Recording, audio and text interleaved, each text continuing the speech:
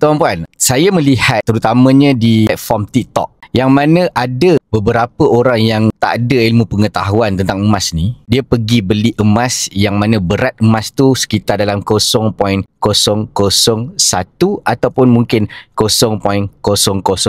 Harga dalam sekitar 10, 20 ataupun mungkin RM30. Tuan-puan cuba ambil kalkulator. Kita kena jadi bijak, tuan-puan. Jangan sampai kita dipijak-pijak orang. Ambil kalkulator, cuba kira kalau dengan gram emas tu untuk tuan-puan dapat 1 gram. Contoh 0.001 gram. Untuk dapat 1 gram, tuan-puan kena buat belian emas sebanyak 1000 kali. Baru tuan-puan dapat berat yang menyamai 1 gram. So, kalau 1000 kali, harga emas tu sekitar dalam RM15 untuk sekeping.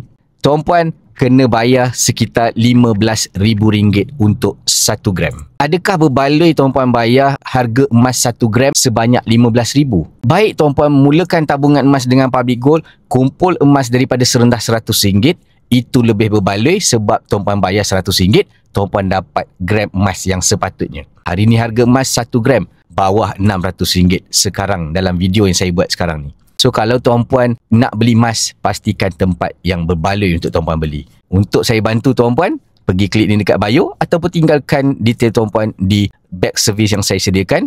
Jangan lupa follow saya untuk info emas dan juga kewangan.